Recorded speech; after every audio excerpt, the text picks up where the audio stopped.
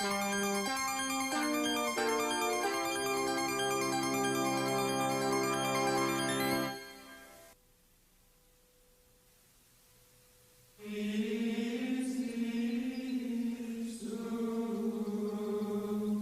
é a igreja mais antiga e venerada do mundo. Mesmo assim, tentaram explodi-la.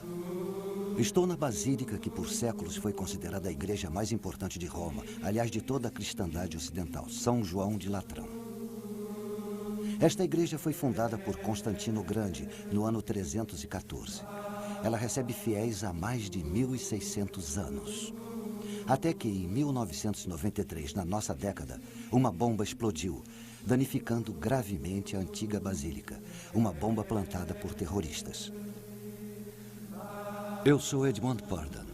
Na próxima hora, estaremos analisando a relação entre acontecimentos mundanos e os 7 sinais do retorno de Cristo, tais como se vê no Antigo e no Novo Testamento da Bíblia. Estamos nos aproximando da contagem regressiva para o ano 2000. Muitas pessoas vivendo sob o calendário gregoriano veem uma relação entre os terríveis acontecimentos dos anos 90 e o novo milênio, que agora já está batendo à nossa porta. Milhões de fiéis veem o terrorismo, a queda moral e as catástrofes naturais que tanto marcam esta década como indícios que apontam para a segunda vinda de Jesus Cristo. Eles se perguntam, não será exatamente a nossa geração de que falaram os profetas quando fizeram suas predições? Terá chegado o final dos tempos? Milhões acreditam que deverá acontecer uma série de eventos antes que Cristo retorne para este mundo. A Bíblia prevê 7 acontecimentos solenes que anunciarão a segunda vinda de Cristo. Eu não sou teólogo, é claro, mas reconheço que um desses eventos já é história contemporânea. E outro é história em andamento. O primeiro evento, ou sinal, é o maior retorno ao lar da história humana e o mais sangrento. O retorno à terra sagrada do povo judeu, uma promessa bíblica cumprida em nosso século. O segundo é a fusão da Europa Ocidental numa superpotência sem precedentes, uma união que está sendo feita nesse exato momento. O terceiro é a ascensão de um ditador cujas monstruosidades podem superar até mesmo as de Adolf Hitler. O quarto é o predomínio mundial de uma nova religião, cuja divindade será Satanás, o anticristo e o falso profeta, a profana trindade. O quinto é a construção de um terceiro templo de Jerusalém, num local onde hoje existe um dos santuários mais sagrados do Islã. Um local que os muçulmanos prometeram proteger com o próprio sangue. O sexto é a invasão de Israel por exércitos cruéis do norte, que não serão derrotados por forças militares, mas pelo catastrófico poder da natureza de uma magnitude jamais vista. E, finalmente, a batalha mais sangrenta, a mais destrutiva jamais travada por seres humanos, o Armagedon. Mensagens espirituais para o próximo milênio. Os 7 sinais do retorno de Cristo. Distribuição Mundial Filmes.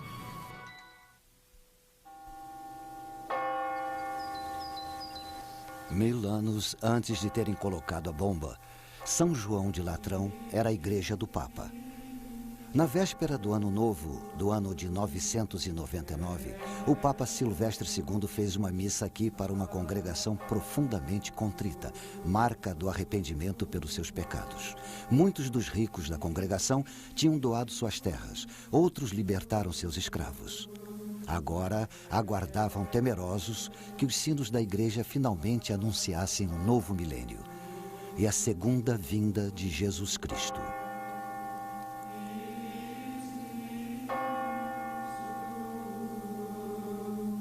Dobraram os sinos, chegava o ano 1000, mas Cristo não apareceu.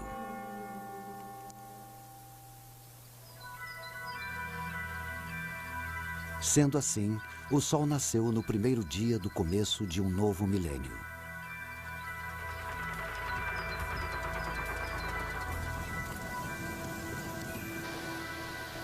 Hoje, o milênio que começou no ano 1000 está chegando ao fim. Algumas pessoas não têm dúvida de que o sino que irá dobrar no ano 2000 anunciará o retorno de Jesus Cristo.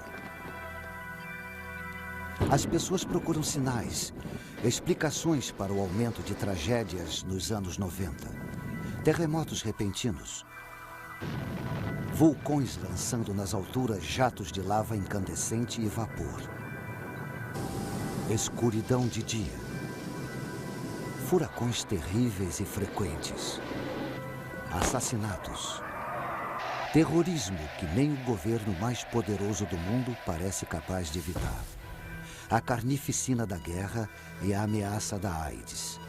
Estará nosso planeta como um peão parando de girar? As pessoas querem respostas e procuram no estudo das auras, na propriedade dos cristais, no tarô, em mapas e mais mapas astrológicos. Os cristãos afirmam que não é preciso olhar para as estrelas. Eles sustentam que estão vendo sinais claros da volta iminente de Cristo, apesar de admitirem que não sabem exatamente quando isso vai acontecer. Eles não afirmam que conseguem ler a mente divina. Este livro, que está em todas as gavetas da maioria dos hotéis, foi traduzido para praticamente todas as línguas do mundo. Cerca de 25% de tudo que está escrito na Bíblia são profecias. Existem dezenas de profecias falando da vinda de Cristo para o nosso mundo, mas existem centenas de promessas falando da segunda vinda de Cristo. Algumas profecias descrevem os tempos em que nós vivemos. Nação se voltará contra nação e reino contra reino. Haverá grandes terremotos, fome e pestes, e acontecimentos terríveis e grandes sinais dos céus. Muitas das profecias da Bíblia se cumpriram séculos atrás. Algumas estão se cumprindo hoje, na nossa época. E existem outras, como a fúria de Deus descendo sobre a terra, que esperamos que só aconteçam no futuro distante. Com a chegada do novo milênio, muitos cristãos se perguntam: será que essas profecias vão todas acontecer nos nossos dias? Vamos nos aprofundar o máximo possível nessas profecias. Veremos que, como as 7 velas de um menorá, elas nos dão 7 sinais para o retorno de Jesus Cristo.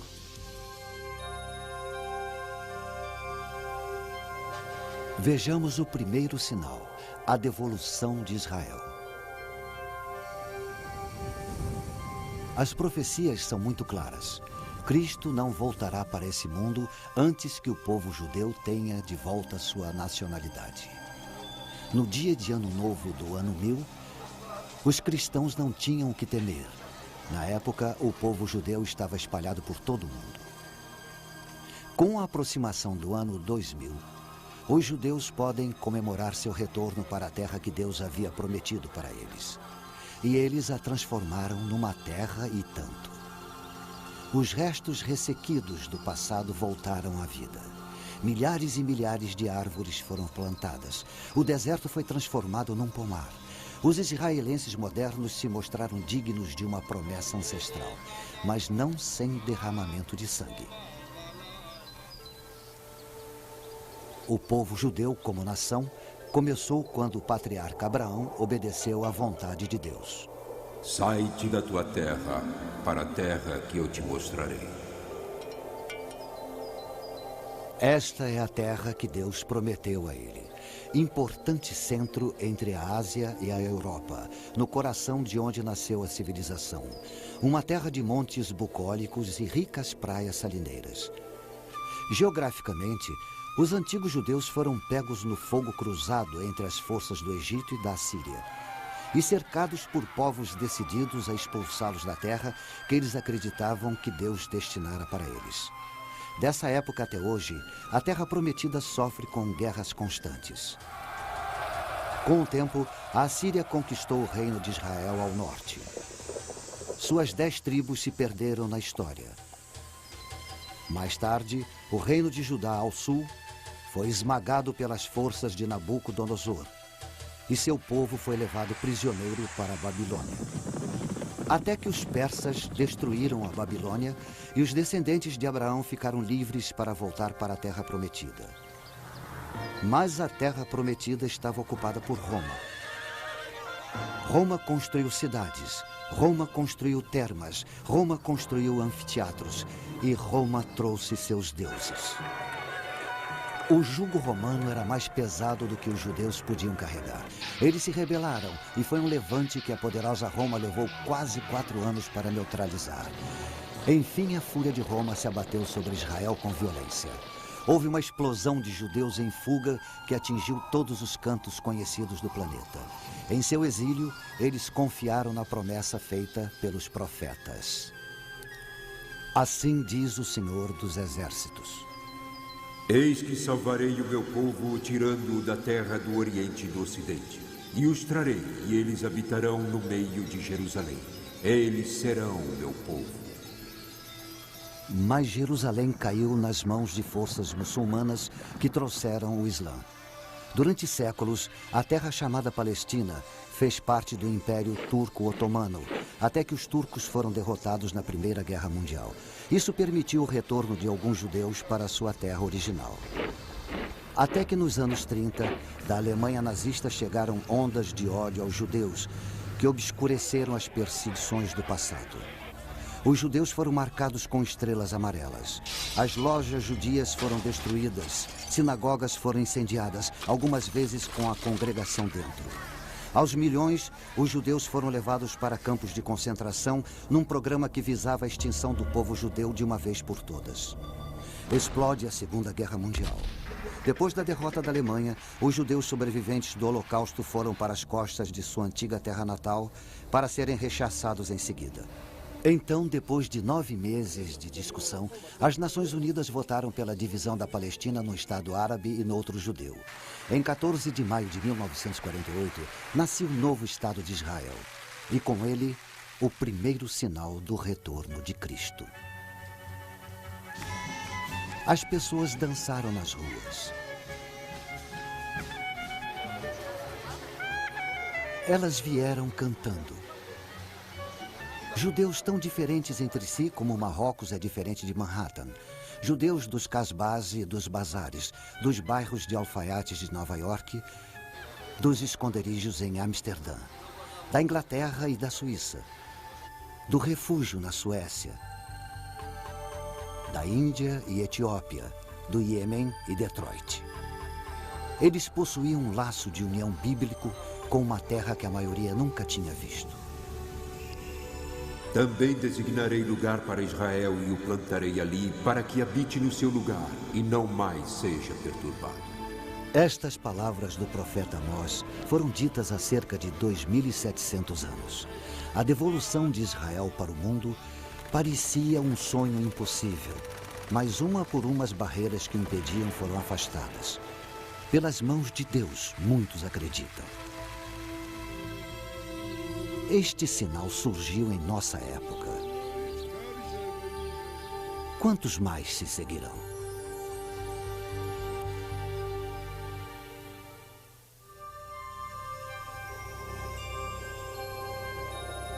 O segundo sinal, a Europa unida.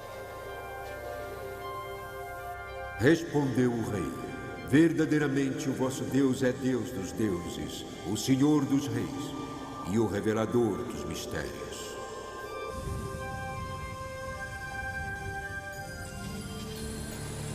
No passado, esta cidade Roma foi a maior capital do mundo antigo.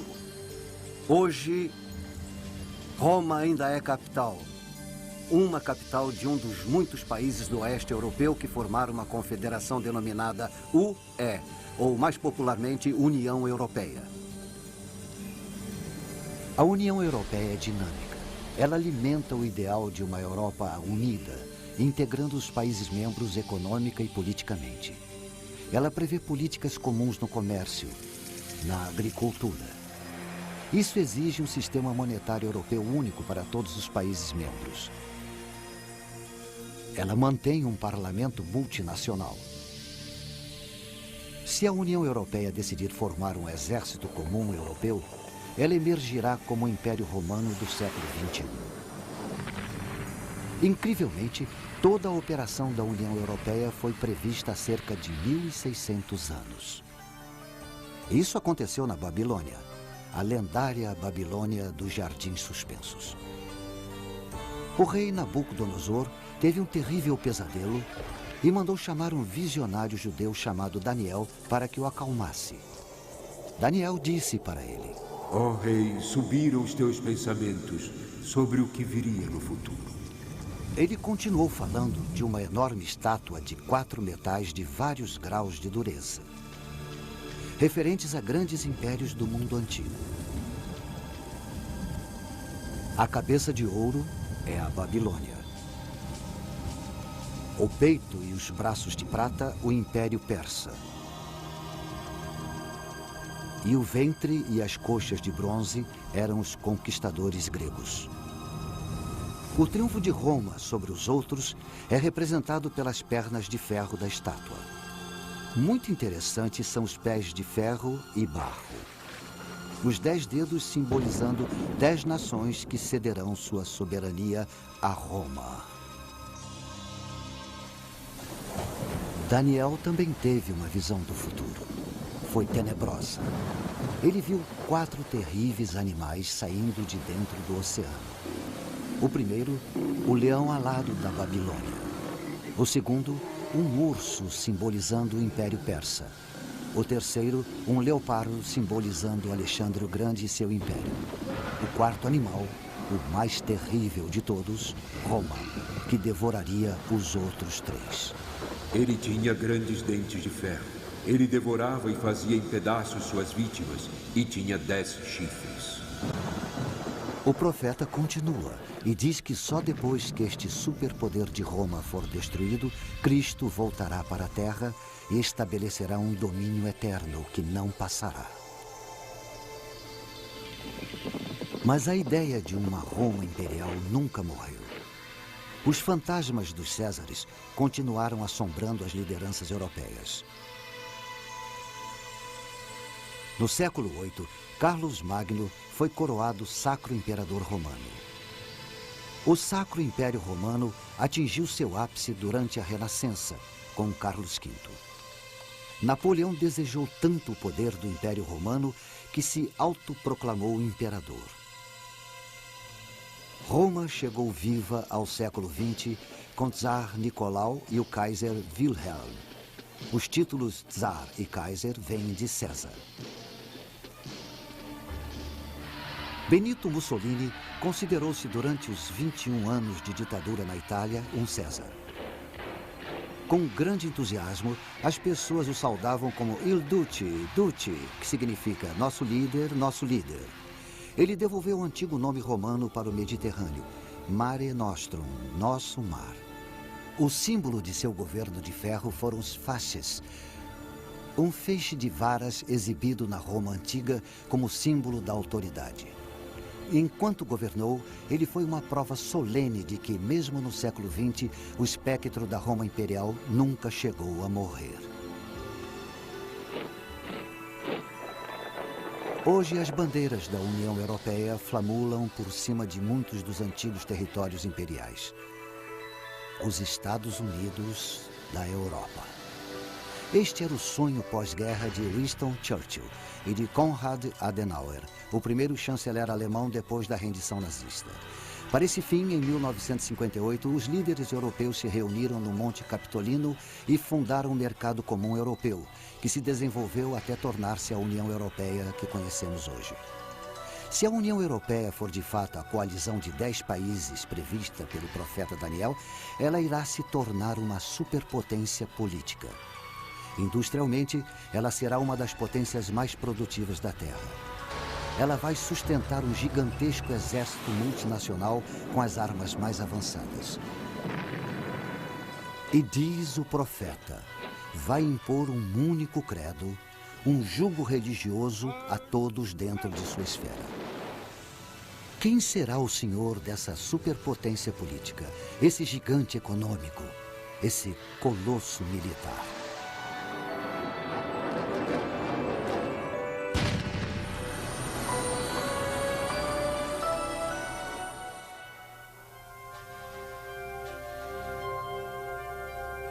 O terceiro sinal é a vinda do anticristo.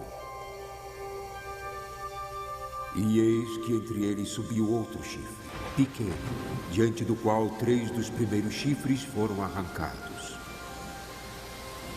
E eis que neste chifre havia olhos como os de um homem, e uma boca que falava grandes coisas.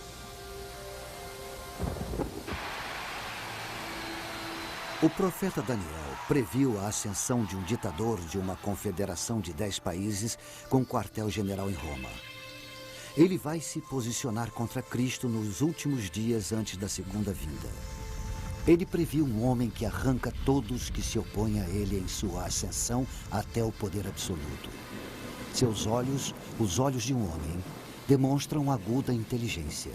E sua boca, que fala grandes coisas, prediz um orador de grande autoridade. Um orador carismático que hipnotiza a massa de seguidores. Para ele, as pessoas entregam tudo: sua vontade, sua lealdade, seu amor, sua liberdade, sua própria alma. Estão convencidas de que ele é o Salvador. No mundo de guerras sangrentas, ele acena com a paz. Num mundo tomado pelo terrorismo, ele estabelece a ordem. Ele estabiliza economias abaladas. Ele unifica seus seguidores numa nova ordem mundial. Nesse mundo de sofrimento, o nosso mundo, parecerá que é um enviado dos céus. Nada estaria mais distante da realidade. Ele é o anticristo enviado de Satanás. Soberano de rosto duro. Senhor da intriga, que irá ter sucesso em tudo que fizer. Se a profecia estiver certa, é possível que o anticristo já se encontre entre nós. Temos várias razões para acreditar que será europeu. Eu ou você já podemos ter esbarrado nele na rua de alguma cidade. Ou ter sentado ao lado dele num avião. Ou sentado no mesmo banco de praça em Paris. Para milhões de cristãos, ele é o inimigo. Em sua luta pelo poder, ele vai acumular cada vez maior apoio popular. E por que não? Para as multidões profanas do Ocidente que estão cansadas das guerras seguidas e intermináveis. De rivalidades entre grupos e massacres. Cansados de limpezas étnicas, da chaga das drogas, do crescente terrorismo, cansados da aparente falta de sentido da vida. Toda uma geração de jovens vai ver nele um ideal de vida, pela disciplina, ansiosos por viverem pelo ideal dele e morrerem por esse ideal. Os fiéis têm certeza de que ele vai conquistar o poder absoluto sobre todos os homens, mulheres e crianças dentro da confederação de 10 países, do início até o fim. Ele vai decidir quem deve nascer e quem deverá ser abortado. Em quem se deve investir e quem deve ser bucha de canhão.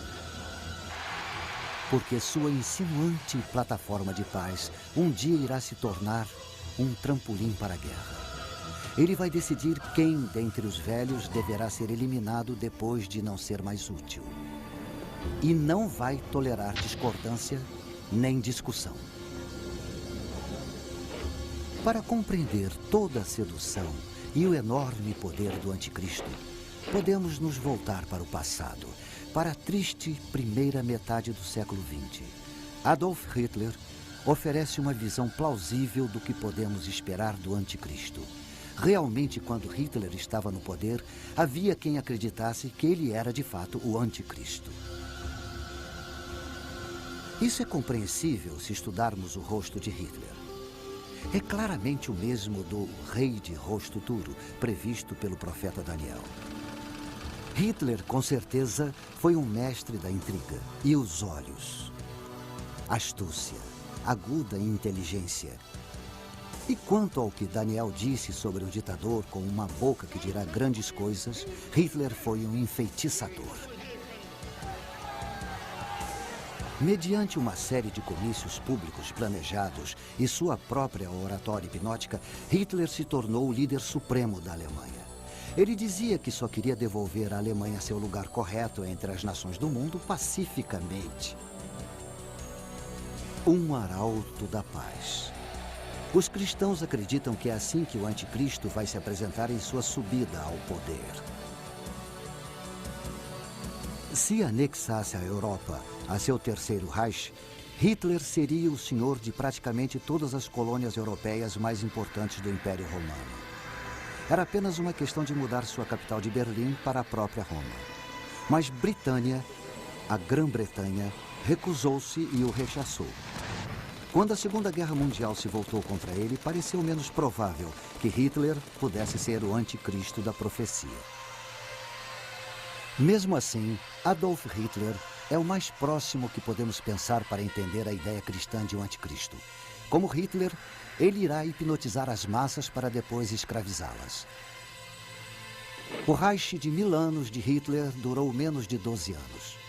Durante esse tempo, entretanto, o domínio que Hitler exerceu sobre os povos e países foi assombroso. Mesmo assim, pelos padrões de hoje, as ferramentas de que ele dispunha para exercer seu controle eram primitivas. Não havia o uso da eletrônica que temos hoje. O ditador profetizado, o anticristo, vai ser um Hitler moderno. Mas diferente de Hitler, todos os espantosos avanços da tecnologia eletrônica estarão à sua disposição. Enormes redes midiáticas e meios eletrônicos de lavagem cerebral estarão a seu serviço. As armas mais destrutivas estarão sob seu comando. E ele vai programar a humanidade para servi-lo.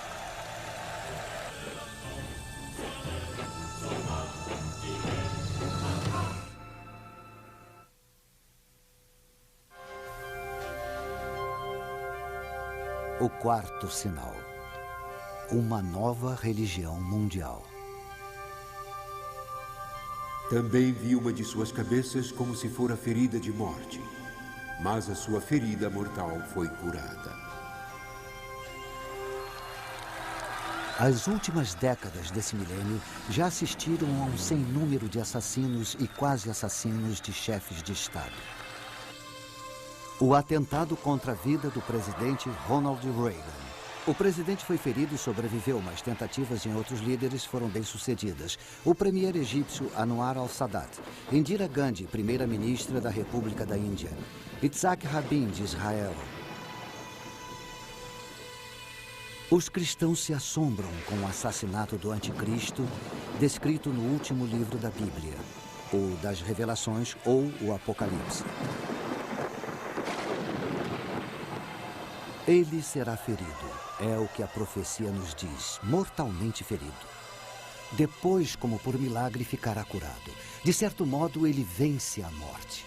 Talvez em descarada zombaria, a morte e ressurreição de Jesus Cristo. As Escrituras nos dizem: toda a terra se maravilhou, seguindo a besta. Então, esse ditador, o anticristo, irá se autoproclamar um Deus na terra. O mundo já assistiu a algo semelhante.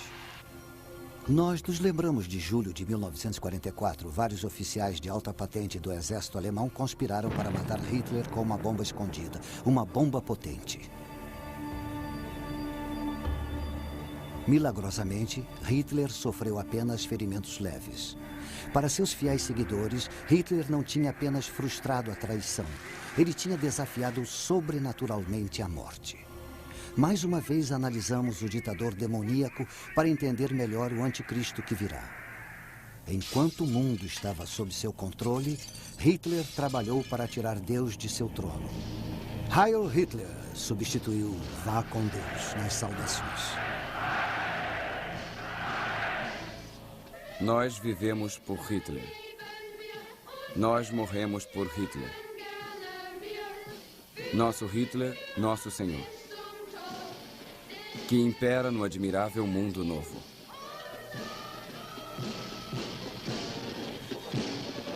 Os rituais cristãos foram aniquilados, quando não substituídos pela ostentação pagã. O lugar de honra das Sagradas Escrituras foi ocupado pela autobiografia de Hitler, Mein Kampf. O culto a Hitler alcançou seu ápice no fervor da SS, a elite militar do Führer. As unidades SS cumpriram suas ordens desumanas sob a efígie da Caveira da Morte. O filho pequeno de um membro da SS foi batizado numa cerimônia que abertamente zombava do ritual cristão do batismo. Embrulhada numa manta de suásticas, a criança foi batizada num altar que tinha o retrato de Hitler no lugar da cruz. Como o escritor inglês Clive James observa, nem todos nessa era mundana estamos dispostos a aceitar que Satanás visitou a Terra na forma de Hitler e recrutou um exército de pecadores. E vi subir da terra outra besta. E tinha 2 chifres semelhantes aos de um cordeiro e falava como dragão. Também exercia toda a autoridade da primeira besta na sua presença, e fazia que a terra e os que nela habitavam adorassem a primeira besta, cuja ferida mortal fora curada. A vinda de uma outra foi profetizada, um falso profeta que vai incentivar todos os povos a adorar o ditador mundial.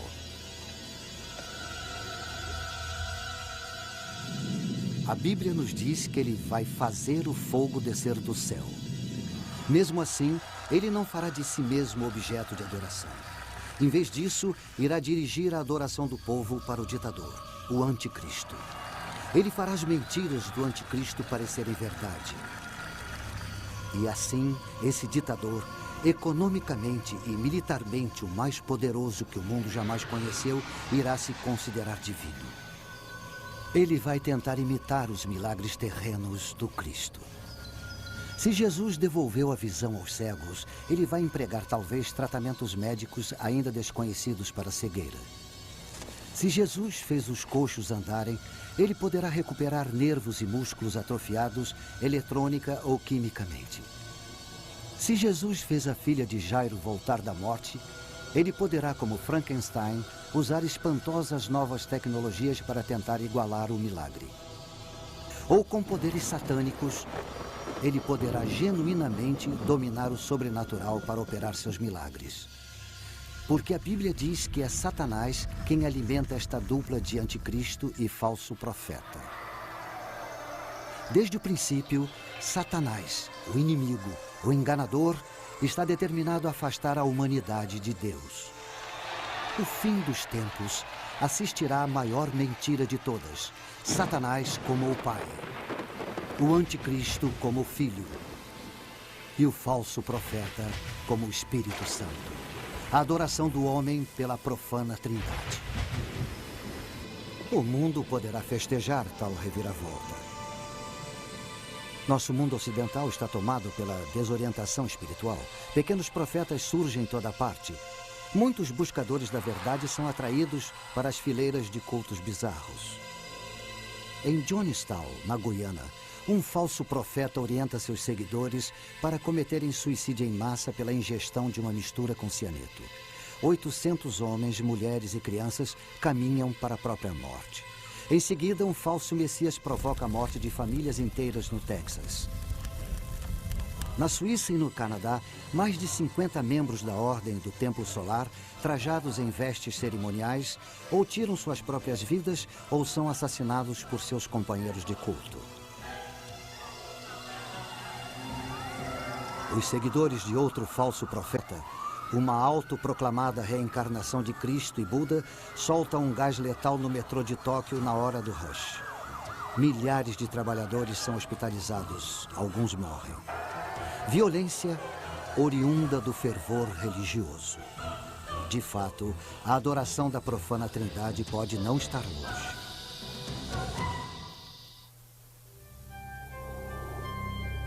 O quinto sinal. a reconstrução do templo.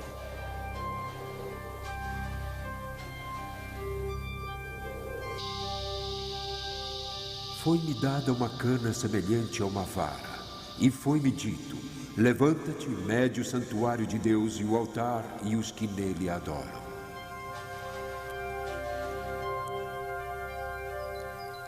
Jerusalém dourada, a cidade de Deus. Seu solo pisado pelos pés dos conquistadores, assírios e babilônios, gregos e romanos, sarracenos e otomanos. Suas portas, os sagrados portais dos peregrinos, judeus, cristãos, muçulmanos. Seu nome significa paz. Sua história, conflito. Mesmo assim, ela é a cidade onde quase todo ser humano sente o desejo de estar.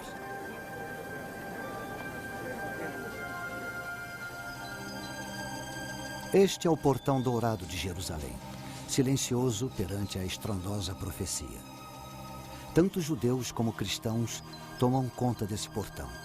Para os judeus, é o portão pelo qual o Messias vai entrar em Jerusalém e devolver a Israel sua glória do passado. Para os cristãos, é o portão pelo qual Jesus Cristo vai reentrar na sua cidade. Bem escolados nessas profecias, os otomanos muçulmanos lacraram o portão em 1530. E sabendo que o Messias, como um sumo sacerdote judeu, não pode atravessar um cemitério, construíram um bem grande na frente do portão. Esta é a coroa de Jerusalém, o templo do monte, o monte bíblico de Moriá e o centro da fé judaica. Apesar de ter apenas 35 acres, é o pedaço de terra mais disputado de todo o mundo. Foi aqui, como se vê nesse modelo, que o rei Salomão construiu o primeiro templo de Jerusalém, com os cedros do Líbano. Mas ele foi destruído em 586 a.C. por invasores babilônicos. Por volta de 26 a.C., o rei Herodes o Grande completou a construção do segundo templo. Foi seu maior feito. Para este templo, com ornamentos dourados brilhando em sua fachada de mármore branca, os judeus de todas as províncias do Império Romano faziam suas peregrinações de Páscoa. Foi aqui na corte dos gentios que Jesus, em sua fúria, expulsou do templo os mercadores e ambulantes. A tentativa do imperador Calígula de colocar sua efígie gravada no templo enfureceu de tal modo os judeus que eles se revoltaram contra Roma. No início, tiveram êxito. Mas em 70 d.C., as forças romanas dominaram a cidade, queimaram o templo e levaram seus objetos sagrados para Roma como espólio.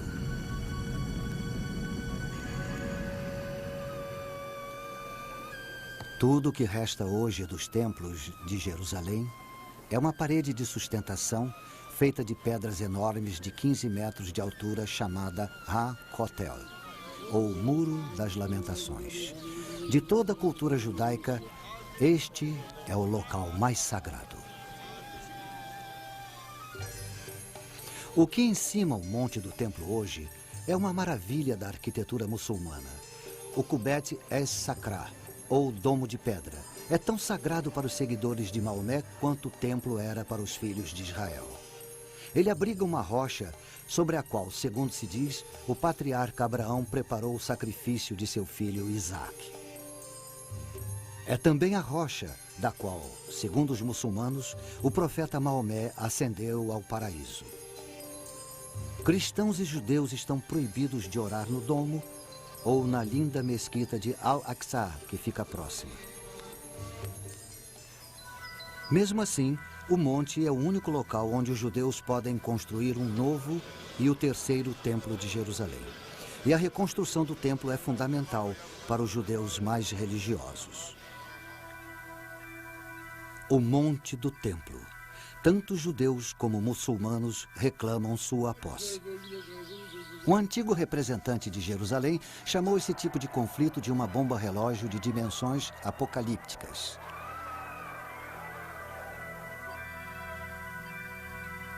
Por volta de 691 d.C., os muçulmanos terminaram de construir o Domo de Rocha. Ele está sobre o monte do templo há 1.300 anos.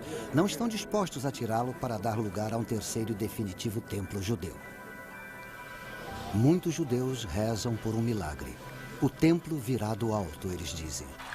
Mas existem fanáticos tramando tomar o templo à força. Um militante do templo, ex-soldado do exército israelense, atraiu milhares de seguidores. Nossa ideia, ele explica, é mudar a mesquita, mudar o domo de rocha para ser reconstruído em Meca. Um grupo conhecido como Instituto do Templo já está se preparando para um novo sacerdócio judeu. Objetos rituais para sacrifício estão sendo feitos. Vestes rituais sendo confeccionadas. À sombra do Muro das Lamentações, há escolas do Talmud, onde estudantes ávidos são preparados para realizar os antigos rituais dos sacerdotes judeus. Um modelo em escala do terceiro templo já foi até construído. Mas os muçulmanos não abrem mão do monte do templo. Em 1990, irrompeu um tumulto quando um grupo de judeus tentou fincar a pedra angular do novo templo. Cristãos acreditam que Jesus Cristo não vai voltar para esse mundo até que o terceiro templo de Jerusalém esteja pronto.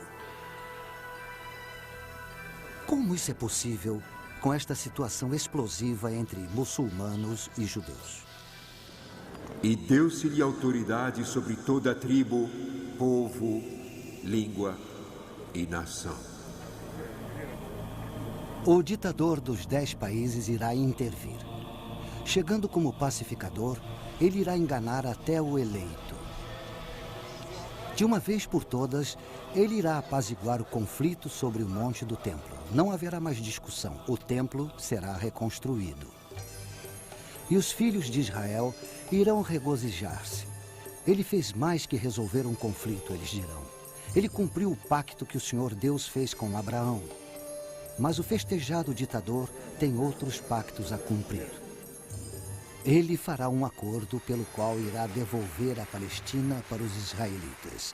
Este pacto marca o início de um período de 7 anos de tribulação, que só vai terminar com a segunda vinda do Cristo.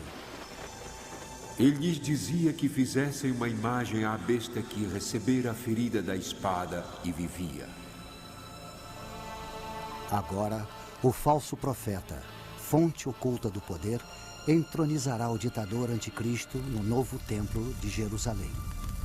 E os que habitam sobre a terra irão adorar a besta, cujos nomes não estão escritos no livro da vida. A imagem dele será adorada, venerada, cultuada. Todos que se recusarem serão mortos. Os israelitas traídos reagirão como seus ancestrais fizeram quando o imperador Calígula tentou pôr sua imagem no templo deles. Vão se revoltar e lutar.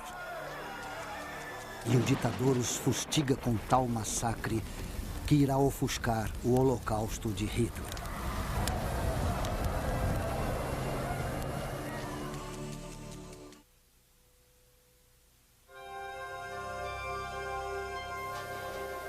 O sexto sinal. Uma invasão de Israel pelo norte. Virás do teu lugar no extremo norte, tu e muitos povos contigo, e subirás contra o meu povo Israel como uma nuvem para cobrir a terra. Com os acontecimentos se precipitando nesta última década do século, o aparentemente indestrutível Muro de Berlim ruiu fragorosamente. A poderosa União Soviética se desintegrou. O mundo tremeu com as consequências. A profecia bíblica lança alguma luz sobre o que isso pode significar no novo milênio.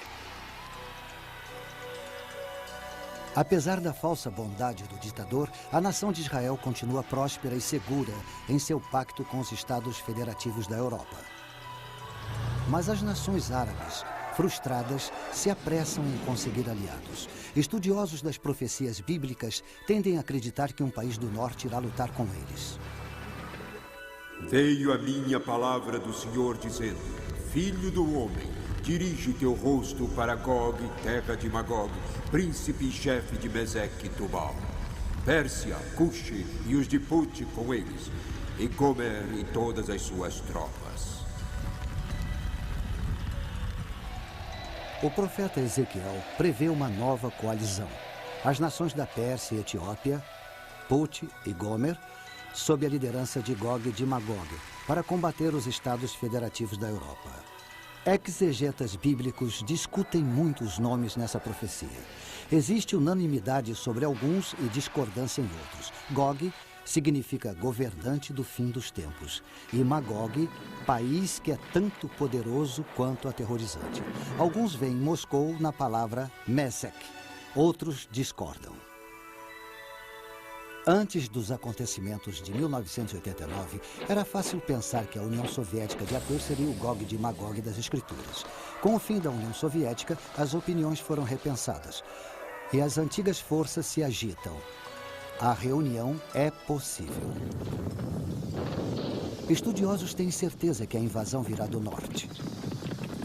Há milhares de anos, a terra de Israel sempre foi invadida pelo norte.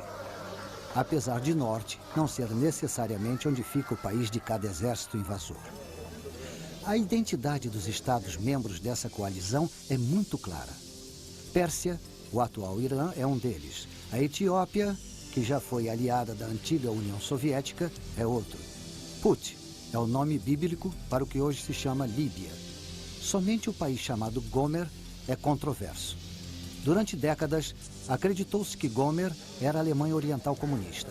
Agora que a Alemanha Oriental e Ocidental se uniram, há dúvidas.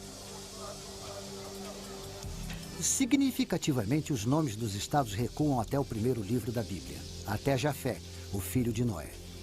Depois do grande dilúvio, os filhos de Jafé foram para o norte, para a terra de Rosh. Rosh se parece com Rússia.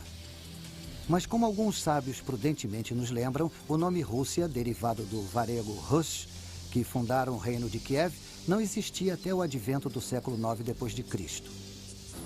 Não está claro por que os estados federativos da Europa não repelem o Gog de Magog e sua coalizão. O que está claro é que, enquanto Israel dorme na segurança de seu novo pacto, Gog e seus aliados atacam como uma nuvem para cobrir a terra.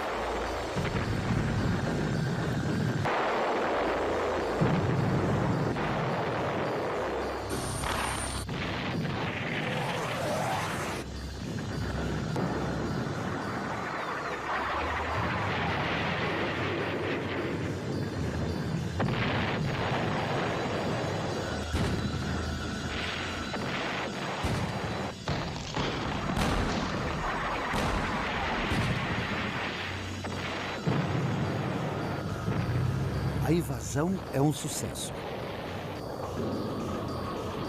Mas os invasores estão confiantes demais. Eles imaginam que já têm o controle de Israel antes de vencer. E chamarei contra ele a espada sobre todos os meus montes. Agora o próprio Senhor Deus mostra sua face ao lado de seu escolhido.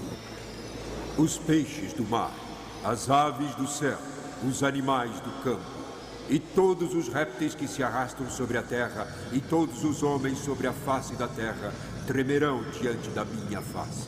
E os montes serão deitados abaixo, e os precipícios se desfarão, e todos os muros desabarão por terra.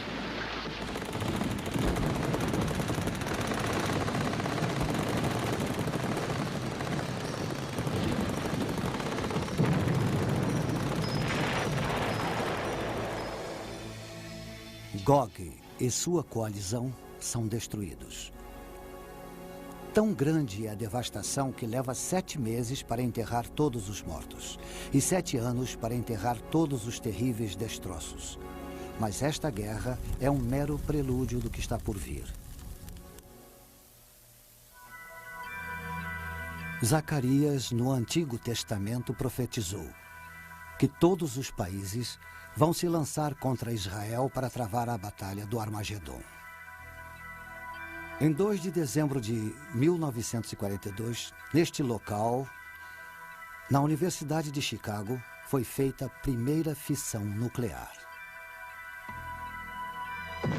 No átimo de segundo desse primeiro clarão atômico, iniciava-se uma nova era.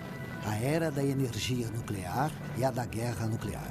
Se a profética batalha do Armagedon for inevitável, será um holocausto de natureza nuclear.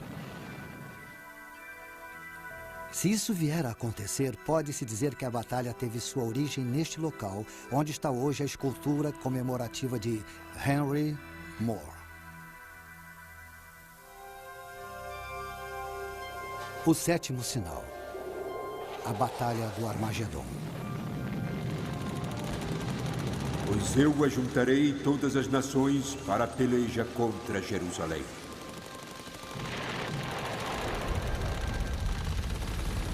Zacarias, do Antigo Testamento, profetizou que todos os países vão lutar contra a terra de Israel para realizar a batalha. Ele previu uma batalha em que uma boa parte da raça humana irá morrer. O nome do lugar onde essa batalha será travada provoca arrepios só de ouvir. Armagedon. Os cristãos acreditam que toda a epopeia dos judeus é uma crônica dos esforços de Satanás para destruir o povo escolhido de Deus e para malograr o plano de Deus para a redenção da humanidade. O tempo é chegado em que esse adversário de Deus fará um grande último esforço para atingir seus objetivos.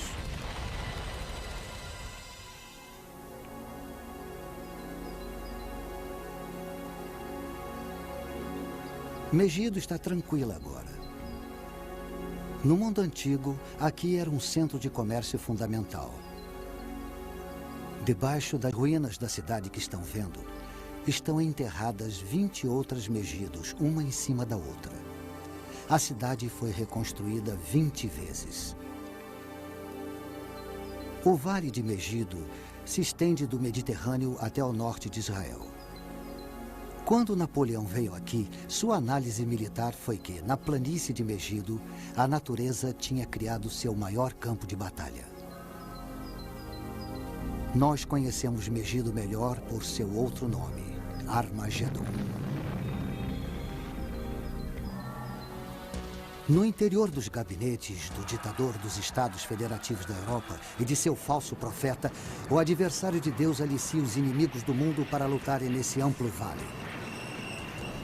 Será a última batalha que o ser humano jamais irá travar. Eles virão de todos os cantos do mundo. Mais exércitos virão descendo do norte. Outros exércitos invadirão pelo sul. Chefiados pelo Deus da guerra, o único Deus que o anticristo irá reconhecer além de si mesmo, os Estados Federativos da Europa despacharão suas tropas de elite pelo ocidente. Tropas com armas superiores. Mas um exército em número incrivelmente superior vem vindo do Oriente, a leste do Eufrates. Como a profecia diz que o exército terá 200 milhões de homens, é de se suspeitar de uma coalizão das nações asiáticas encabeçada pela China. Do norte, sul, leste e oeste eles vêm, e o confronto é aqui.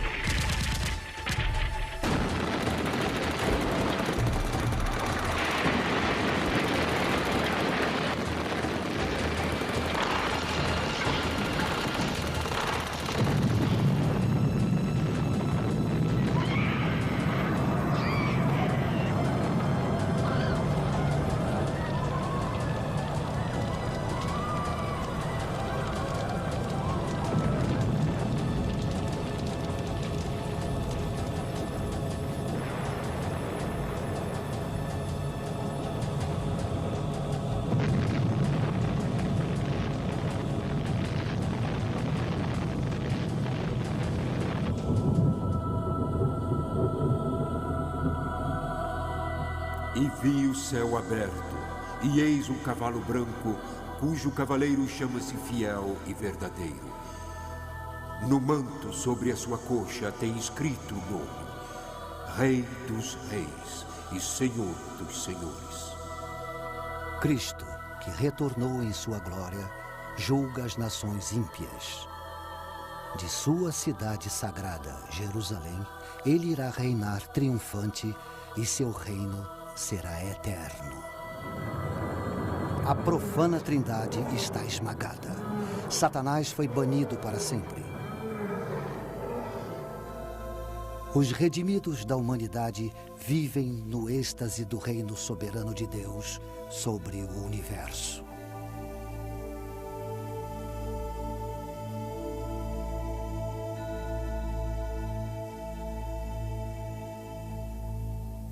Para quem estiver de fora, o futuro profetizado pode parecer de fato muito sombrio. Os fiéis tentam ver além do caos a vinda de Cristo.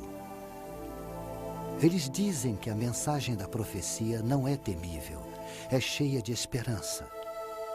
E eles se confortam no conselho dado por Jesus quando previu esses acontecimentos. Quando estas coisas acontecerem, exultai e levantai vossas cabeças. Eis que cedo venho e está comigo a minha recompensa, para retribuir a cada um segundo a sua obra. Eu sou o Alfa e o Ômega, o primeiro e o derradeiro, o princípio e o fim. Sim, eu venho logo.